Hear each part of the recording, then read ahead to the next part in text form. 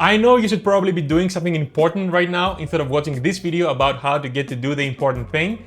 And I have to say, good choice! Your productivity will be supercharged by the end of it.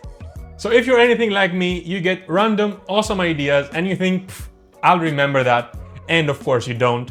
Or there is a gazillion tasks on your to-do list with titles like, do this ASAP, and you just wish you could slap your past self across the face.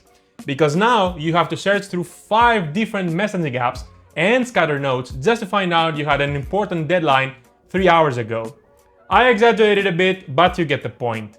So you've tried writing down things on paper or on your notes app, but things get messy in no time and you're back to relying only on your good old brain again. And when all that happens again, you end up wondering, why can my brain just function properly? Well friend, your brain isn't broken, it's just not built to work like that. See, it's amazing at generating ideas and plans, but sucks real hard remembering them after a while. If all that sounds familiar, I have some great news. Hey there, I'm Bill. I'm ridiculously obsessed with optimizing my time, being productive, and saying bad jokes. And what I'm about to show you might just save your sanity and your time, because it saved mine. It's a simple but powerful productivity system I've built in Notion, which I have been using and improving over many years now. I call it the Lean Second Brain, obviously inspired by Tiago Forte's book, Building a Second Brain, but with some important twists that I have found to work better in many scenarios. So yes, guilty, this is kind of a sales pitch, but you can use this video to A, spark your interest in solving your productivity pain points we will discuss in a minute, and B, if you don't like to buy a done-for-you product from a random dude on the internet, linked below, I offer a free lightweight introduction to the system called the Lean Notes and Tasks you can use to get started or get inspired to build your own thing with no strings attached. I'm gonna do a hands-on demo in a second, but first let me tell you about the top 3 pain points the Lean Second Brain fights and how. My personal worst offender is lost ideas. I simply can't hold thoughts longer than 5 minutes. It's infuriating. That's why I love quick capture capabilities, either with dedicated one-click buttons or with smartphone widgets.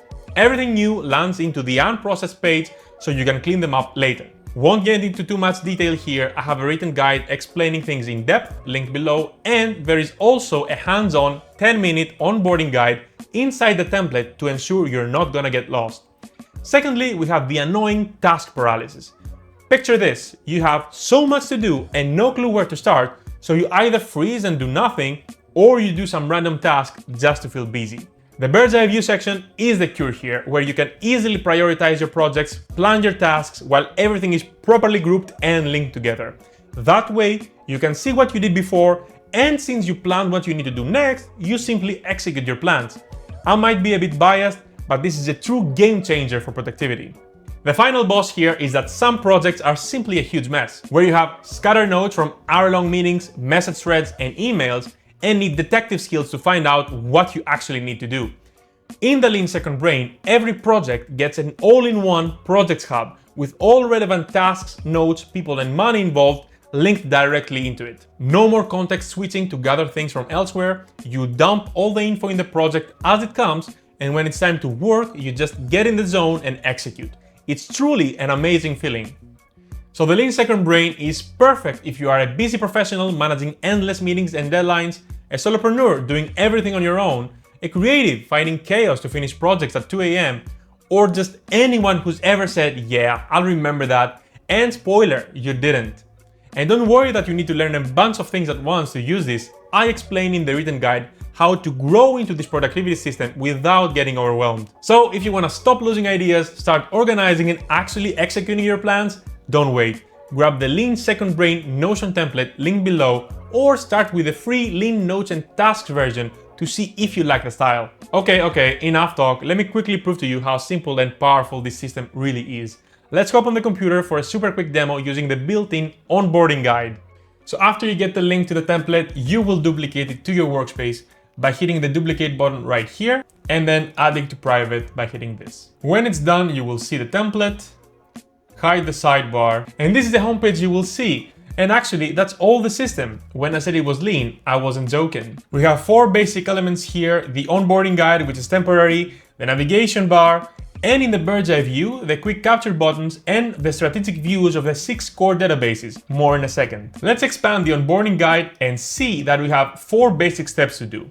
See a demo project already built for you, take a quick tour, create your first entries, and see how to plan and organize. You also see some quick Notion tips, the most important of which is that you can modify anything you see here. This is completely yours now.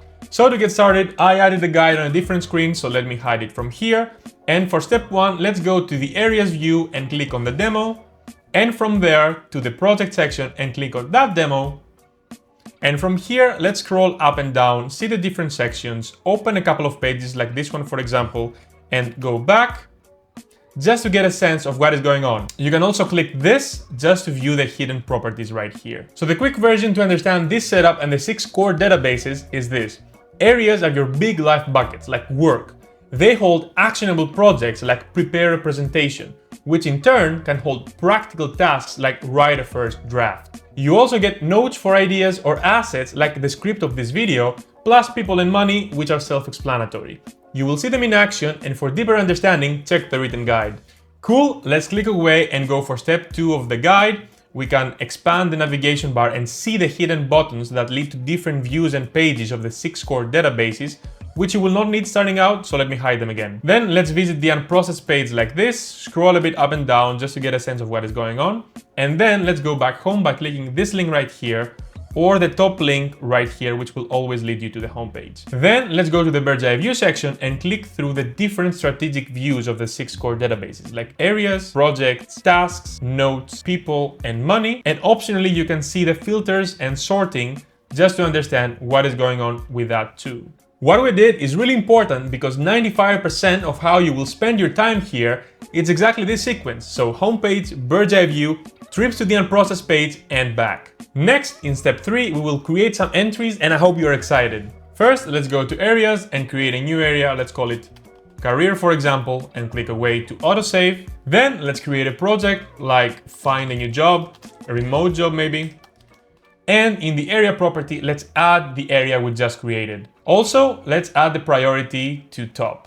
Let's click away again, and then let's create a new task like write a resume draft.